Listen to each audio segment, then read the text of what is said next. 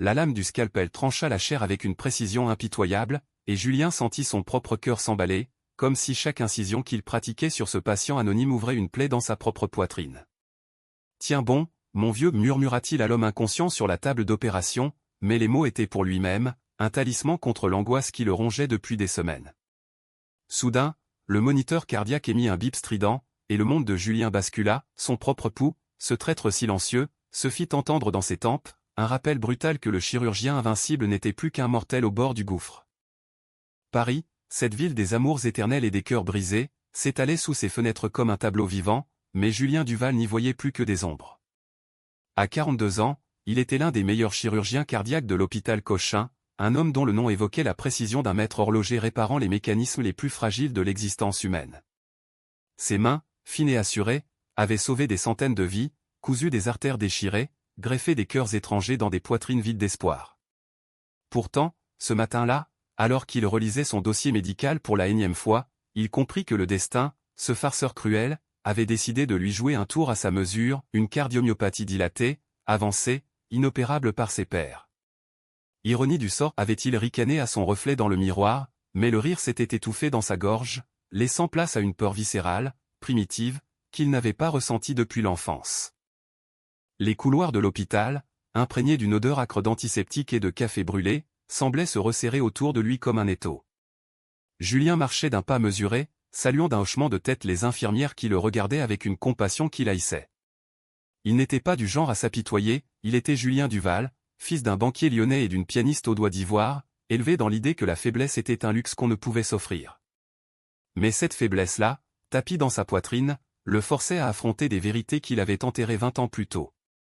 20 ans, depuis cette nuit pluvieuse à Montmartre, où il avait tourné le dos à Victor, son premier amour, son seul amour vrai, pour embrasser une carrière qu'il avait propulsée au sommet d'une tour d'ivoire solitaire.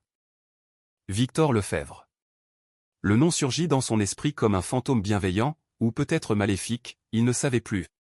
Ils s'étaient rencontrés à l'université, deux étudiants en médecine aux ambitions dévorantes, mais aux âmes si différentes. Julien, l'ambitieux calculateur, aux yeux verts perçants et aux cheveux châtains toujours impeccablement coupés, Victor, le rêveur passionné, avec sa tignasse noire ébouriffée et ses yeux bruns qui semblaient voir au-delà des chairs et des os, jusqu'à l'essence même de l'être. Leur histoire avait commencé dans les amphithéâtres bondés de la Sorbonne, un regard échangé lors d'un cours d'anatomie, une main effleurée sur un cadavre froid. Bientôt, ce fut des nuits volées dans des chambres d'étudiants, des corps enlacés sous des couvertures usées, des murmures d'amour qui défiaient le monde extérieur homophobe des années 90. Mais l'amour, aux yeux de Julien, avait un prix. Sa famille, avec ses dîners guindés et ses attentes muettes, avait exercé une pression insidieuse. « Tu es destiné à de grandes choses, mon fils, lui avait dit son père un soir, les yeux froids comme l'acier. Et Julien avait écouté. Il avait rompu avec Victor dans un café sur les quais de Seine, les mots sortant de sa bouche comme des lames, c'est fini. Je ne peux pas risquer tout ça pour nous. Victor avait pâli, ses yeux s'emplissant de larmes qu'il avait ravalées avec une dignité qui avait hanté Julien depuis.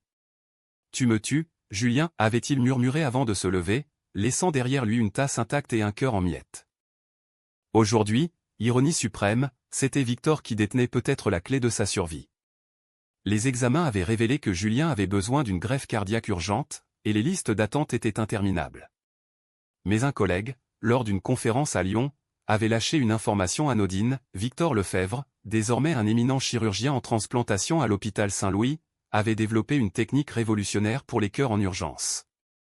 Seul Victor pouvait l'opérer à temps, avant que la maladie ne le terrasse. Julien avait hésité des jours entiers, le combiné du téléphone brûlant sa paume, avant d'appeler. La voix de Victor, grave et mesurée, avait répondu « Julien ? C'est toi. » Et dans ce simple écho, 20 ans de regrets s'étaient écroulés. Les jours suivants furent un tourbillon. Julien demanda un congé sabbatique, prétextant une recherche, et s'enferma dans son appartement haussmannien du Marais, entouré de livres médicaux et de bouteilles de vin rouge entamées.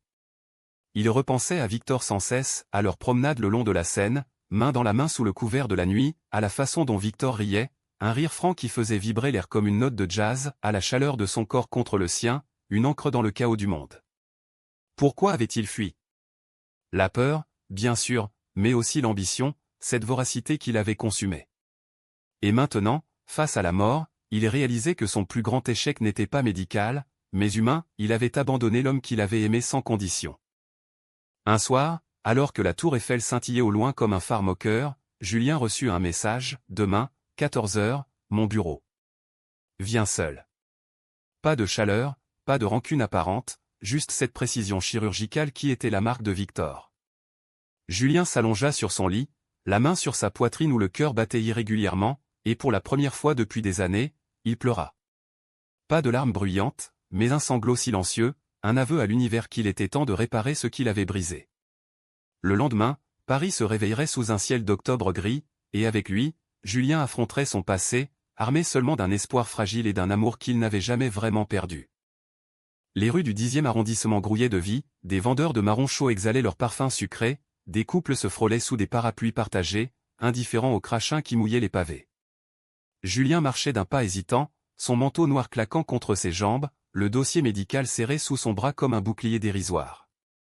L'hôpital Saint-Louis se dressait devant lui, une forteresse de briques rouges et de verre, symbole de guérison pour tant d'autres, mais pour lui, un tribunal où il devrait plaider sa cause. Il franchit les portes automatiques, l'air conditionné le frappant comme une gifle froide, et demanda son chemin d'une voix qu'il espéra ferme. Le bureau de Victor était au 3e étage, une pièce aux murs tapissés de diplômes et de photos de conférences internationales. Julien frappa, le cœur cognant si fort qu'il craignit un malaise sur place. « Entrez » répondit une voix qu'il reconnut instantanément, et la porte s'ouvrit sur un homme qu'il eut du mal à reconnaître. Victor avait mûri avec grâce, ses cheveux noirs, maintenant striés de gris aux tempes, encadraient un visage aux traits plus anguleux, marqué par les années de travail acharné. Ses yeux bruns, ses yeux qu'il avait autrefois consumés, le fixaient maintenant avec une intensité neutre, professionnelle. « Assieds-toi, Julien, dit-il en indiquant un fauteuil en cuir usé. Pas de poignée de main, pas d'accolade, juste cette distance polie qui fit à Julien l'effet d'un scalpel. Ils parlèrent d'abord médecine, comme deux collègues se retrouvant à un symposium. Julien exposa son cas, symptômes, IRM, pronostic. Victor écouta, hochant la tête, notant des détails sur un bloc-notes. « Ta technique de transplantation hybride, hasarda Julien, elle pourrait marcher pour moi. Les délais sont critiques. » Victor leva les yeux, et pour la première fois, une ombre passa sur son visage. « Pourquoi moi, Julien ? Il y a des dizaines de chirurgiens qualifiés à Paris. Pourquoi creuser dans le passé ? » La question plana, lourde de sous-entendus, et Julien sentit sa gorge se nouer. « Parce que tu es le meilleur. Et parce que je n'ai personne d'autre. » Le silence s'étira, rompu seulement par le tic-tac d'une horloge murale. Victor se leva, s'approcha de la fenêtre donnant sur un jardin intérieur où des feuilles mortes tourbillonnaient. « Tu te souviens de ce que tu m'as dit, il y a 20 ans ? Je ne peux pas risquer tout ça pour nous. Et maintenant, tu risques tout pour te sauver. » Ironique, non ? Sa voix était calme, mais Julien y décela la fêlure, le résidu d'une douleur jamais guérie. Il se leva à son tour, franchissant les 2 mètres qui les séparaient. « Victor, je sais que je t'ai blessé. Plus que blessé. J'ai fui parce que j'avais peur de ma famille, de la société, de moi-même. Mais ces 20 ans, ils n'ont été qu'une longue agonie sans toi. » Victor se tourna, et leurs regards se verrouillèrent. Pour un instant, le temps suspendit son vol, Julien vit l'homme qu'il avait aimé, intact sous les couches de cicatrices. Puis Victor secoua la tête. « Ce n'est pas si simple. Je vais examiner ton dossier plus en profondeur. Mais si je t'opère, ce ne sera pas par pitié, Julien. Ce sera parce que je suis médecin. Rien de plus. » Il tendit la main pour une poignée formelle, mais Julien la saisit et la retint un peu trop longtemps, sentant la chaleur familière de cette paume contre la sienne. « Merci, murmura-t-il, et dans ce mot, il y avait une prière. Les jours suivants furent un purgatoire. Julien rentra chez lui, hanté par le parfum discret de Victor, un mélange de savon et de livres anciens qui s'étaient accrochés à ses vêtements. Il erra dans les rues du Marais, s'arrêtant devant des librairies d'occasion où ils avaient autrefois chassé des éditions rares de Proust. Paris, cette amante capricieuse, semblait lui rappeler à chaque coin de rue ce qu'il avait perdu, un café où ils avaient partagé leur premier baiser, un parc où Victor lui avait avoué son amour sous un saule pleureur. Et maintenant, la maladie le rattrapait, des vertiges sporadiques, une fatigue qui alourdissait ses membres comme du plomb. Une nuit, incapable de dormir, Julien sortit sur son balcon minuscule, une cigarette aux lèvres vices qu'il s'était juré d'abandonner. La ville bruissait en contrebas, lumière clignotante comme des cœurs battants. Il pensa à appeler Victor, juste pour entendre sa voix, mais se ravisa. Au lieu de cela, il écrivit une lettre, des mots qu'il n'envoya jamais, « Tu étais mon rythme cardiaque, Victor. Sans toi, je n'ai été qu'une fibrillation. » Le lendemain, un appel de l'hôpital le tira de sa léthargie, Victor acceptait de l'opérer. « Prépare-toi. La greffe est programmée dans 3 semaines. » « Mais Julien. Nous devons parler. Vraiment parler. » Le rendez-vous eut lieu dans un bistrot anonyme près de Bastille, un lieu sans souvenir pour ne pas rouvrir de plaies inutiles. Victor arriva en jean et chemise bleu marine, décontracté mais élégant, une bouteille de Bordeaux sous le bras. Pour détendre l'atmosphère, dit-il avec un sourire en coin qui fit fondre quelque chose en Julien. Ils commandèrent des huîtres et du pain frais, et pour la première fois depuis des années, Julien mangea avec appétit. La conversation glissa des banalités, la météo, les avancées médicales vers le passé, inévitablement. « Pourquoi m'as-tu abandonné » demanda Victor enfin, son verre à mi-chemin de ses lèvres. Julien baissa les yeux, traçant du doigt les veines du bois de la table. « Ma famille. L'hôpital où j'ai postulé exigeait une image irréprochable. Et j'étais jeune, Victor. J'ai cru que l'amour était un obstacle, pas un carburant. » Victor rit, un rire amer. « Et moi ? J'étais quoi, un caprice ? J'ai tout sacrifié pour toi, mes rêves, ma fierté. J'ai même changé de ville pour t'éviter. » Julien leva la tête, les yeux humides. « Tu étais tout. Et je t'ai perdu par lâcheté. Mais si je survis à ça, je veux réparer. Pas par culpabilité, mais parce que je t'aime encore. » Les mots flottèrent, suspendus, et Victor posa sa main sur celle de Julien. Un geste simple, mais chargé d'électricité. « On verra après l'opération. Concentre-toi sur ta santé. » Ils burent en silence, le vin chaud descendant comme un baume, et pour un instant, le monde extérieur s'effaça. Dehors, la nuit tombait sur Paris, enveloppant la ville d'un manteau de mystère, tandis que 2 cœurs, l'un défaillant, l'autre résili, battaient à l'unisson. Les semaines précédant l'opération furent un kaléidoscope d'émotions, un mélange de routine clinique et de tourments intérieurs qui consumait Julien comme un feu lent. Chaque matin, il se réveillait avec une nausée familière, le poids de sa poitrine comme un étau invisible, mais il se forçait à se lever, à marcher jusqu'à la fenêtre pour contempler les toits de zinc de Paris scintillant sous le soleil pâle de novembre. Victor avait insisté pour des consultations régulières, des examens complémentaires qui les obligeaient à se croiser dans les couloirs stériles de Saint-Louis, des échanges brefs mais intenses, chargés de non-dits.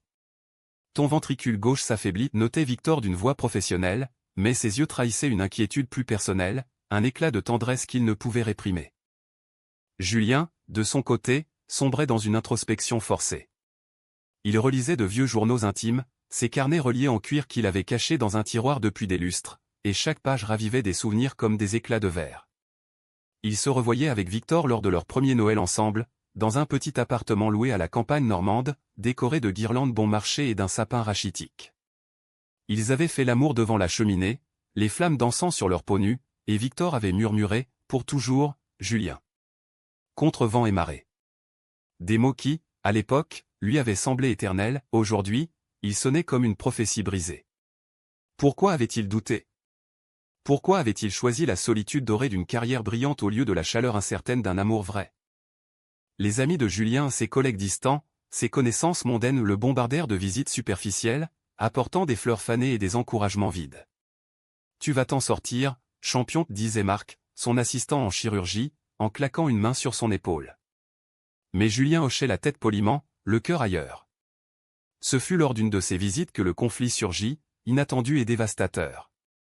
Sa sœur aînée, Élise, débarqua un après-midi pluvieux, son tailleur impeccable trempé, les traits tirés par le voyage depuis Lyon.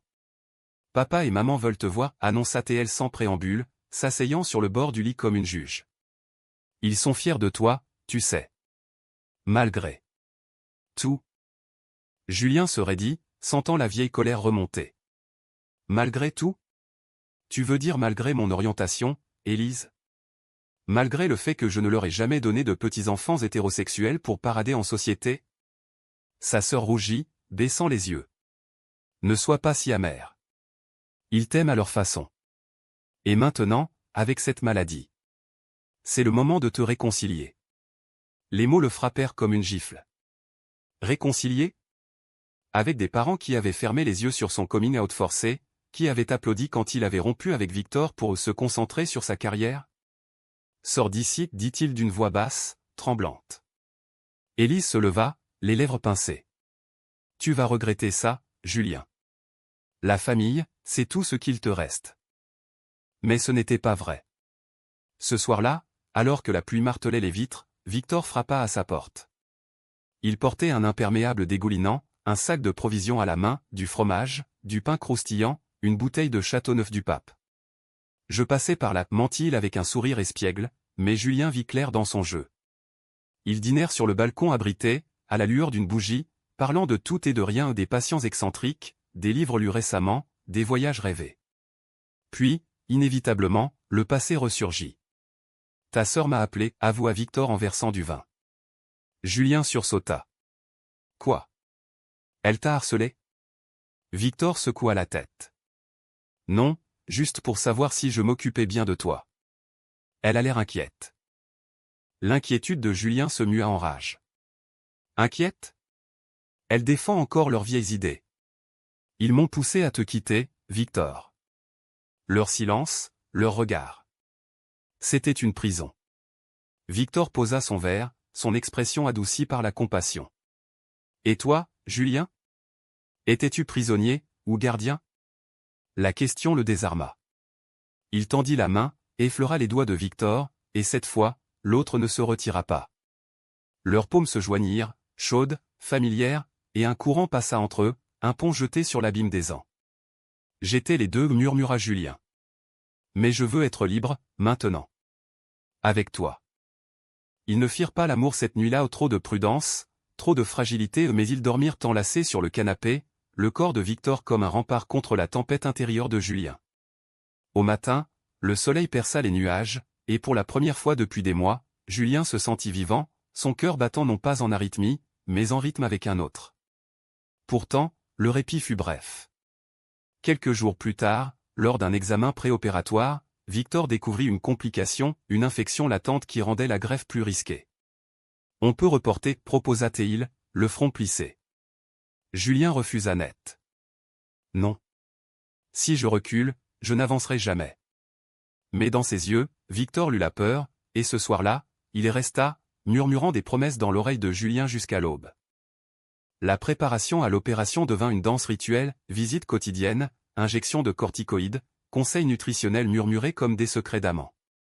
Julien, confiné dans sa chambre d'hôpital provisoire, recevait des lettres pas d'Élise, mais d'anciens patients qu'il avait sauvés, des mots de gratitude qui lui rappelaient pourquoi il avait choisi cette voie. Victor, entre deux chirurgies, s'éclipsait pour lui lire des passages de À la recherche du temps perdu, sa voix grave enveloppant la pièce comme un cocon. « Tu te souviens quand on lisait ça à voix haute » demanda Julien un jour, les paupières lourdes de fatigue. Victor sourit. Oui. Tu trébuchais sur les phrases longues, et je riais. Un rire partagé, léger, qui dissipa les ombres. Mais le conflit couvait, nourri par des ombres du passé. Un après-midi, alors que Julien somnolait, son téléphone vibra, un message d'Élise. Papa est mourant. Viens avant l'opération. Pour lui dire au revoir. Le choc le réveilla en sursaut, une douleur lancinante dans la poitrine. Il appela sa sœur, la voix brisée. Pourquoi maintenant? Pourquoi pas avant? Élise pleura au bout du fil. Parce qu'il regrette, Julien. Il veut te voir avec Victor. Il sait, pour vous. Les mots le figèrent. Son père, cet homme de fer, regrettait? Était-ce une manipulation, ou une rédemption tardive? Victor, alerté par les infirmières, accourut. Il trouva Julien prostré, le visage blême. Qu'est-ce qui se passe? Julien lui tendit le téléphone, muet. Victor lut le message, puis s'assit à son chevet, prenant sa main. Va le voir. Pas pour eux, pour toi. Clore ce chapitre. Julien secoua la tête. Et si c'est un piège? S'ils essaient de me séparer de toi à nouveau? Victor se pencha, ses lèvres frôlant le front de Julien. Je ne te lâcherai pas. Jamais. Ces mots, simples, furent un ancrage. Le lendemain, Julien prit le train pour Lyon, Victor l'accompagnant en secret, un soutien muet. La maison familiale, une bâtisse bourgeoise au volet vert, semblait figée dans le temps. Son père gisait dans un lit d'hôpital improvisé, amaigri, les yeux clos. Élise veillait, les traits tirés. « Il t'attend » murmura-t-elle. Julien s'approcha, la gorge nouée, et prit la main ridée de son père. « Papa. » L'homme ouvrit les yeux, trouble mais lucide. « Julien. Mon fils. » Les mots sortirent en un filet faible. « J'ai été dur. Aveugle.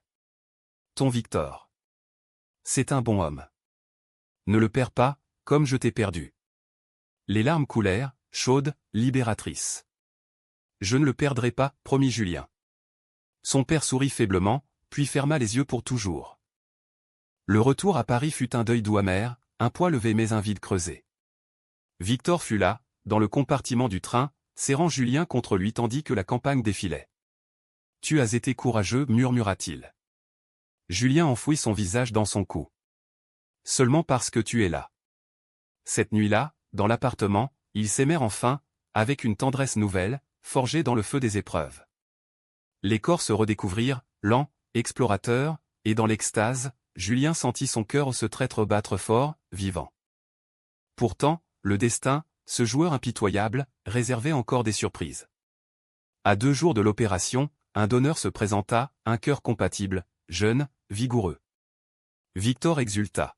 « C'est ton miracle, Julien. » Mais en examinant les papiers, il pâlit.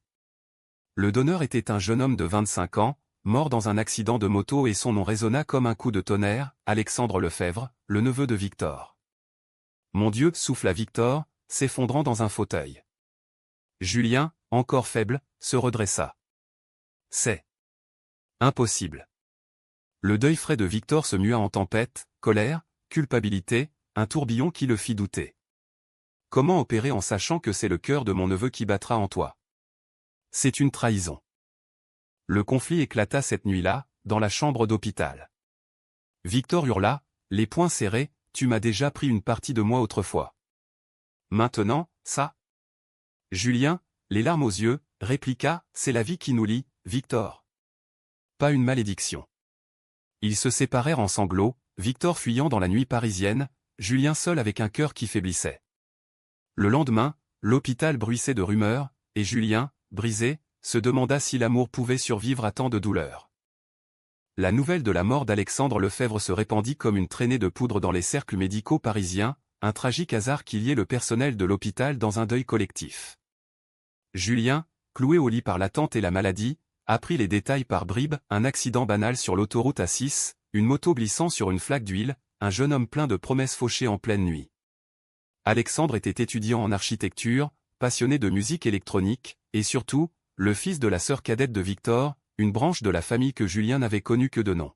« Il te ressemblait » avait murmuré une infirmière compatissante, laissant tomber une photo d'Alexandre cheveux noirs, yeux bruns pétillants, un sourire espiègle qui évoquait irrésistiblement le Victor des années folles. Victor disparut pendant 48 heures, un silence radio qui tortura Julien plus que n'importe quel symptôme physique. Les appels sonnaient dans le vide, les messages restaient lumés sans réponse. Julien imaginait son amant errant dans les rues de Paris, peut-être sur les berges de la Seine où ils avaient autrefois gravé leurs initiales sur un arbre, ou dans un bar anonyme du quartier latin noyant son chagrin dans du whisky pur malt. La culpabilité le rongeait, était-ce le destin qui les punissait pour leur amour tardif, ou une ironie cosmique trop cruelle pour être supportée? Son cœur, ce organe rebelle, semblait se moquer de lui, battant par à-coups irréguliers comme pour souligner l'absurdité de la situation. Le 3e jour, Victor réapparut, les traits creusés par l'insomnie, une barbe naissante ombrant ses joues. Il entra dans la chambre sans un mot, s'assit au bord du lit et prit la main de Julien dans la sienne, froide comme la marbre. « Pardon » murmura-t-il enfin, la voix rauque. « J'ai fui. Encore. Comme un lâche. » Julien secoua la tête, serrant ses doigts. « C'est moi qui suis désolé. Pour Alexandre. Pour tout. » Ils pleurèrent ensemble, un torrent silencieux qui lava les premières couches de leur douleur. Victor raconta, les funérailles modestes en banlieue, le cercueil blanc sous une pluie fine, la sœur éplorée qui avait serré Victor en murmurant, « Il t'admirait tant, oncle Vic. Ton courage. Ces mots avaient brisé quelque chose en lui, un barrage contre la vulnérabilité. Et maintenant, demanda Julien, la voix tremblante. Victor leva les yeux, brillant de larmes non versées. Maintenant, on honore sa mémoire. Ce cœur. C'est un cadeau. Pas une malédiction. Alexandre aurait voulu que je sauve une vie. La tienne. La décision fut prise dans cette intimité volée, l'opération aurait lieu le lendemain, sous la supervision de Victor et d'une équipe triée sur le volet. Mais le poids émotionnel rendait chaque geste plus lourd. Victor, en enfilant sa blouse verte, semblait porter le deuil du monde entier sur ses épaules. Julien, anesthésié en partie par les sédatifs, murmura avant de sombrer, « Aime-moi après, Victor. Promets-le. » L'opération dura 8 heures, un marathon chirurgical dans la salle aux lumières crues où le temps s'étirait comme une éternité. Victor, masque sur le visage, incisa la poitrine de Julien avec une précision millimétrée, ses mains tremblant imperceptiblement sous les gants stériles. L'équipe, silencieuse, monitorait les signes vitaux, pouls faibles, tension chutant, le cœur défaillant luttant pour un dernier sursaut. Puis vint le moment crucial, l'extraction de l'organe usé, ce muscle rose et flasque qui avait porté Julien à travers les joies et les trahisons.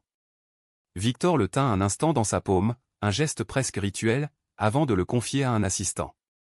Adieu, souffla-t-il intérieurement, non sans un pincement au cœur. Le nouveau cœur, celui d'Alexandre, fut implanté avec une délicatesse infinie. Les sutures, fines comme des fils d'araignée, relièrent artères et veines, les pompes extracorporelles chantaient leur hymne mécanique. Quand le premier battement reprit, fort et régulier, un murmure collectif de soulagement emplit la salle. Victor recula, arrachant son masque, le visage baigné de sueur. Il est stable, annonça-t-il à l'équipe, mais ses yeux étaient rivés sur le moniteur, où la ligne verte dansait comme une promesse. Dehors, Paris s'éveillait sous un ciel clair, indifférente au drame qui s'était joué dans ses entrailles. Julien émergea de l'anesthésie dans un brouillard de douleur atténuée, la poitrine bandée comme une momie, un drain serpentin reliant son corps à une machine impersonnelle. Les premières heures furent un chaos sensoriel, bip des moniteurs, murmures d'infirmières, une soif inextinguible. Puis Victor apparut, penché sur lui, les traits adoucis par l'épuisement. « Tu es là » dit Julien d'une voix éraillée. Victor sourit, un vrai sourire, lumineux. « Oui. » Et ton nouveau cœur bat comme un tambour. Ils ne dirent pas plus, mais la main de Victor sur la sienne valait tous les discours. La convalescence fut un lent retour à la vie, ponctué de victoires minuscules, la première gorgée d'eau, le premier pas chancelant dans le couloir, la première nuit sans cauchemar. Victor veillait, omniprésent, ajustant les perfusions, prescrivant des antidouleurs, mais surtout, écoutant. Les nuits, quand l'hôpital s'apaisait, il parlait des heures durant, de regrets, de rêves inachevés, de l'avenir qu'il pourrait partager. « J'ai divorcé il y a 5 ans » confia Victor un soir, sous le couvert des rideaux tirés. Julien haussa un sourcil. « Divorcé ? Tu as été marié ?» Victor rit doucement. Pour masquer, au début. Une collègue compréhensive. Mais ça n'a pas tenu. Personne ne pouvait te remplacer. Ces révélations tissaient un nouveau lien, plus fort, forgé dans la transparence. Pourtant, le conflit n'était pas apaisé. Élise réapparut, porteuse d'un héritage inattendu, la lettre de leur père, lue à son chevet. « À mon fils Julien, qui a eu le courage que je n'ai pas eu. Aime sans peur. Papa. » Les mots firent fondre les dernières résistances, Julien pardonna, non pas pour eux, mais pour se libérer. Il écrivit à sa sœur, « Viens avec un café. Et raconte-moi tout. » La réconciliation familiale, fragile comme du cristal, s'amorça autour d'une table d'hôpital, avec Victor comme témoin silencieux. Mais la trahison guettait, tapie dans l'ombre des jalousies professionnelles. Un collègue de Victor, le docteur Laurent Moreau, un chirurgien ambitieux aux dents longues, avait toujours envié la technique de greffe de son père. Apprenant l'opération sur Julien et le lien personnel, il ourdit un plan mesquin, des rumeurs murmuraient dans les couloirs, insinuant un conflit d'intérêts, un favoritisme qui pourrait coûter sa licence à Victor. C'est scandaleux, siffla Moreau lors d'une réunion du conseil, brandissant des faux témoignages. Opérer son ex-amant ? C'est de la folie éthique. La nouvelle frappa Julien comme un coup de poignard dans sa poitrine neuve. Allongé dans son lit, encore faible, il confronta Victor, « C'est vrai ?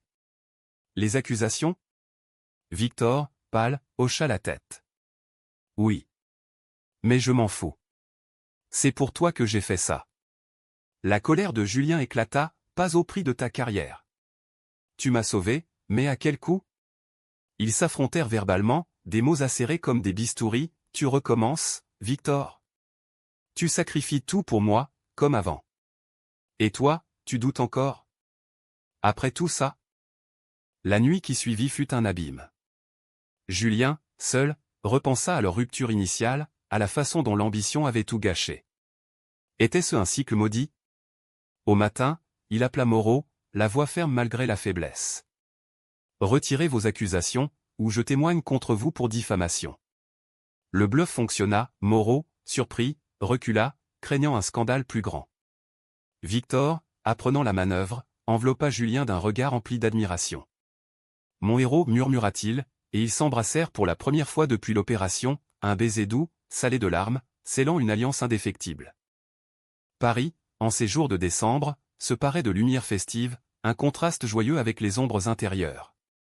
Julien, autorisé à sortir pour de courtes promenades, marchait au bras de Victor le long des Champs-Élysées, inhalant l'air froid chargé d'odeurs de châtaigne grillée. « Regarde, dit Victor, pointant une vitrine illuminée. Notre futur. » Julien sourit, sentant le cœur d'Alexandre battre fort en lui, un rappel que la vie, malgré ses trahisons, offrait des secondes chances. Mais le vrai test approchait, la conférence annuelle de cardiologie, où Victor présenterait sa technique et où Julien devrait décider s'ils révélaient leur histoire, au risque de tout exposer. La conférence de cardiologie à l'hôtel Lutetia, ce palais art déco niché au cœur de Saint-Germain-des-Prés, bruissait d'une effervescence cosmopolite, chirurgien en costume sur mesure, chercheur aux lunettes cerclées d'or, journaliste guettant le scoop médical. Julien, encore marqué par sa convalescence où une cicatrice rose barrant sa poitrine sous la chemise blanche, s'y rendit en compagnie de Victor, un rôle d'invité discret mais chargé de tension. C'est ta soirée, lui avait dit Julien en nouant la cravate de Victor devant le miroir, un geste intime qui raviva des souvenirs de matins complices. Victor avait souri, nerveux. Seulement si tu es à mes côtés. La présentation fut un triomphe, Victor, sous les projecteurs, disséqua sa technique hybride avec une éloquence magnétique, des graphiques projetés montrant des cœurs greffés pulsant comme des étoiles naissantes. L'assemblée applaudit, questions fusant de toutes parts. Mais Julien, assis au premier rang, sentit l'atmosphère se charger quand Moreau, assis à l'arrière, leva la main. Félicitations, docteur Lefebvre. Mais comment expliquer que votre patient le plus récent soit personnellement lié à vous? Un murmure parcourut la salle. Victor blêmit, mais soutint le regard de son rival. La transparence est clé en médecine. Oui, Julien Duval est mon partenaire. Et cela n'a en rien altéré mon jugement professionnel. Le silence qui suivit fut assourdissant, puis un tonnerre d'applaudissements brisa la glace non pas par scandale, mais par admiration pour ce courage assumé. Julien se leva, rejoignant Victor sur scène sous les flashs des appareils photo. « Je suis le patient » déclara-t-il d'une voix claire, amplifiée par le micro. « Et je témoigne, l'amour n'est pas un conflit d'intérêts. C'est ce qui nous rend humains. » La salle se leva en ovation, et dans ce moment, Julien sentit le cœur d'Alexandre bondir, un écho de joie pure. Pourtant, la trahison de Moreau n'était pas finie. Le soir même, un article anonyme parut dans un journal médical en ligne, scandale à la conférence, amour ou favoritisme? Signé d'un pseudonyme, il distordait les faits, accusant Victor de négligence éthique. La nouvelle se propagea comme une traînée de virus, atteignant les instances réglementaires. Victor rentra chez lui au Lurcher, désormais, un appartement partagé dans le Marais les épaules voûtées. Ça va exploser, dit-il en se versant un scotch. Julien, furieux, tapa sur la table. C'est lui, n'est-ce pas? Ce serpent. Victor haussa les épaules, résigné. Peut-être. Mais je ne me battrai pas. Pas au prix de notre paix. Le conflit s'envenima quand l'hôpital suspendit Victor préventivement, le temps d'une enquête. Julien, rétabli assez pour reprendre du service léger, se lança dans une contre-attaque, il contacta des collègues loyaux, rassembla des témoignages, engagea même un avocat spécialisé en droit médical. « Tu ne paieras pas pour mes erreurs passées » jura-t-il à Victor lors d'une nuit agitée, leurs corps enlacés dans un lit au drap froissé. Victor, les yeux dans le vague, caressa la cicatrice de Julien. « Ce n'est pas une erreur. C'est notre histoire. » Mais la peur rampait, et si cette enquête ruinait tout? si Paris, cette ville tolérante en surface, se révélait intolérante en profondeur? Les jours suivants furent un tourbillon judiciaire, auditions formelles, dossiers empilés, nuit blanche à décortiquer des emails. Élise, réconciliée, offrit son aide logistique depuis Lyon, envoyant des documents et des encouragements. Papa serait fier, écrivit-elle. Julien, galvanisé, trouva en cette bataille une rédemption, non plus le chirurgien fuyant, mais l'homme assumant ses choix. Victor, de son côté, sombra dans une mélancolie créative, il écrivit un mémoire sur l'éthique de l'amour en médecine, un texte poignant qui circula sous le manteau parmi les pairs. Le climax survint lors de l'audience finale, dans une salle aux lambris sombres du palais de justice. Moreau, convoqué comme témoin, se tordit sous le feu des questions, admettant finalement avoir orchestré la campagne de diffamation par jalousie professionnelle. Janvier son génie, balbutia-t-il, le visage cramoisi. Victor, debout à la barre, ne triompha pas, il parla avec une humanité désarmante, la médecine n'est pas une arène de haine. C'est un art de guérison. Et l'amour, quel qu'il soit, nous rend meilleurs. Le juge, impressionné, classa l'affaire sans suite, réhabilitant Victor sur le champ. Dehors, sous un ciel étoilé, Julien et Victor s'embrassèrent, un baiser victorieux, tandis que Paris bruissait autour d'eux comme un cœur approbateur. Libérés, ils s'offrirent un répit, un week-end à Deauville, sur la côte normande, là où leur amour avait jadis pris racine. La mer du Nord, grise et agitée, fouettait les galets, ils marchaient pieds nus, main dans la main, indifférents au froid. « Raconte-moi tes rêves » demanda Julien, la tête sur l'épaule de Victor. L'autre sourit. Un cabinet privé. Des conférences ensemble. Et toi, à mes côtés, pas comme patient, mais comme partenaire. Julien rit, le cœur léger. Et des voyages. Rome, New York. Montrer au monde qu'on existe. Ces visions les unirent plus profondément, un pacte scellé par des nuits passionnées dans une chambre d'hôtel aux fenêtres battues par les embruns. De retour à Paris, la vie reprit son cours, enrichie de ses épreuves. Julien reprit la chirurgie, ses mains retrouvant leur assurance, greffant des cœurs avec une empathie nouvelle. Victor, promu chef de service, intégra des modules sur l'éthique queer dans les formations. Leur amour, public désormais, inspira des articles dans Le Monde, des invitations à des panels sur la visibilité LGBTQ+ en médecine. Mais la romance n'effaça pas les ombres, des nuits, Victor se réveillait en sueur, hanté par le fantôme d'Alexandre. « Il bat en toi » murmura-t-il à Julien, posant l'oreille sur sa poitrine. « Écoute. » Et Julien répondait, « Il nous unit. Pour toujours. » Pourtant, un nouveau conflit émergea, plus intime, la peur de l'engagement. Julien, marqué par son abandon passé, hésitait à officialiser leur relation à un pax, un anneau discret. « Et si je te perds encore » confia-t-il un soir, lors d'un dîner aux chandelles au train bleu. Victor, patient, prit sa main. « Tu ne me perdras pas. Mais l'amour demande du courage, Julien. Le même que pour affronter un cœur ouvert. » Ces mots, prononcés avec une tendresse infinie, firent vaciller les dernières résistances. Ils signèrent les papiers une matinée de printemps, sous les cerisiers en fleurs du Luxembourg, un notaire amusé assistant à leur joie contenue. Paris, témoin de leur haut et bas, semblait les bénir, un arc-en-ciel inattendu après une averse, un musicien de rue jouant la vie en rose pile au moment où ils passaient.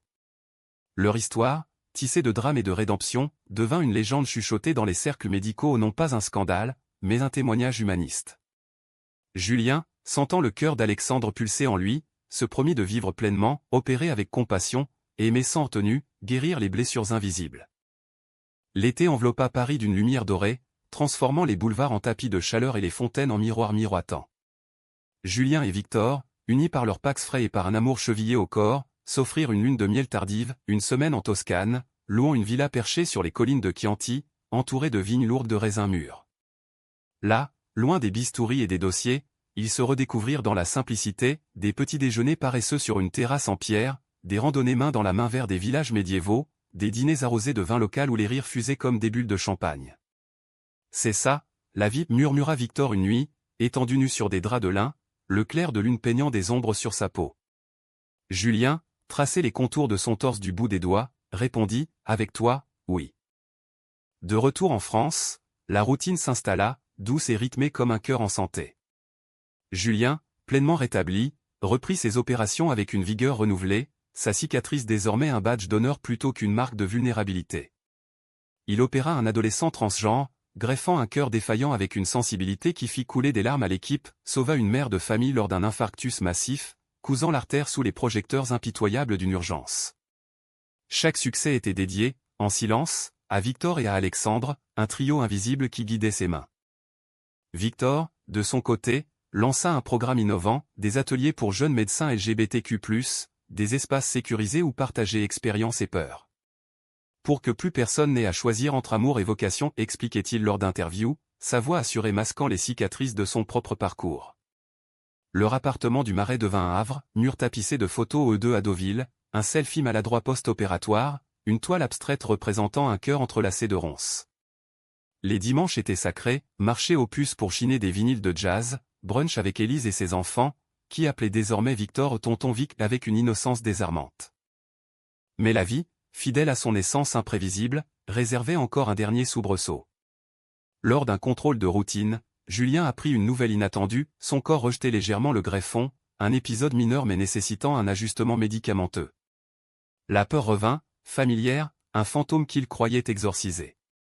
Et si ça empire, confia-t-il à Victor lors d'une promenade nocturne sous la tour Eiffel, ses lumières clignotant comme un code morse d'espoir. Victor s'arrêta, le prit par les épaules. Alors on affrontera ensemble. Comme toujours. Mais intérieurement, Victor doutait, et si son miracle personnel se muait en tragédie? Le conflit culmina lors d'une crise aiguë, une nuit d'insomnie, Julien se réveilla en sueur, la poitrine oppressée, appelant Victor dans un murmure paniqué. L'hôpital les accueillit en urgence, scanner et analyse se succédant dans un ballet frénétique. Victor, blême sous son masque, supervisa tout, luttant contre l'impuissance qui le rongeait. C'est un rejet cellulaire isolé, diagnostiqua-t-il enfin, après des heures d'angoisse. On peut le traiter. Julien, épuisé mais soulagé, serra sa main. J'ai eu peur de te perdre. Victor secoua la tête, les yeux humides. C'est moi qui ai peur. De vivre sans toi. Cette épreuve, loin de les briser, les soudait plus étroitement. Julien entama une thérapie, non seulement physique mais émotionnelle, explorant les racines de sa peur de l'abandon avec un psychologue spécialisé. Victor l'accompagna à une session, révélant ses propres fantômes, la culpabilité persistante pour Alexandre, le deuil inachevé d'un neveu qu'il avait à peine vu grandir. On guérit ensemble, décrétèrent-ils, transformant leur amour en un acte conscient, quotidien, de vulnérabilité partagée. L'automne revint, parsemant Paris de feuilles rousses et de mélancolie douce. Julien et Victor organisèrent une commémoration privée pour Alexandre, une lanterne flottante lâchée sur la Seine, un toast au coucher du soleil avec des amis triés sur le volet. À la vie qui continue, porta Victor, et Julien ajouta, à l'amour qui sauve. La nuit, dans leur lit, ils s'aimèrent avec une urgence renouvelée, corps et âme entremêlés, célébrant chaque battement comme un miracle. Des années passèrent ainsi, un fil d'argent tissé de joie modeste et de défis surmontés. Julien devint mentor pour de jeunes chirurgiens gays, écrivant un mémoire sur l'empathie post-greffe qui remporta un prix prestigieux. Victor, à ses côtés, fonda une fondation pour les donneurs organes, honorant Alexandre par des bourses pour étudiants en médecine. Leur amour, passé par le creuset du drame, émergea purifié, humaniste, un témoignage que les cœurs brisés pouvaient se recoudre, non sans cicatrices, mais avec une force accrue.